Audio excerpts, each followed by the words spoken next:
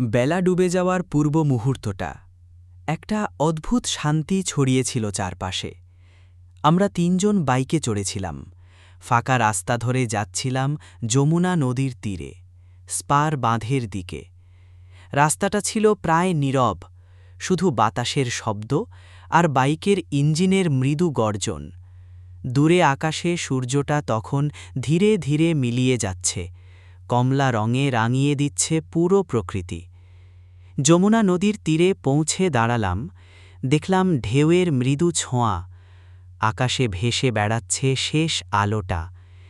সেই দৃশ্যটা যেন মন ছুঁয়ে গেল। মনে হল প্রকৃতির মাঝে এত প্রশান্তি যা কোনো কোলাহলে পাওয়া যায় না। আমরা তিনজন, আমি মোস্তাফিজুর রহমান, মোহাম্মদ আলী আর বাইজিদ বোস্তামি, তিনটে মন, তিনটে বন্ধুত্ব, একটা বিকেল আর অসংখ্য স্মৃতি। সন্ধ্যার নরম আলোয় আমরা কিছুক্ষণ চুপচাপ দাঁড়িয়েছিলাম, নদীর দিকে তাকিয়ে, আকাশের দিকে তাকিয়ে।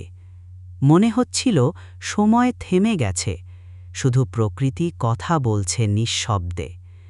বেলা শেষ হল, আলো হারিয়ে গেল, কিন্তু আমাদের সেই মুহূর্তটা মনে রয়ে গেল গভীর একটা স্মৃতি হয়ে। সেই বিকেল, সেই রাস্তা, সেই আকাশ আর সেই বন্ধুত্ব যা চিরকাল অমলিন থাকবে মনে।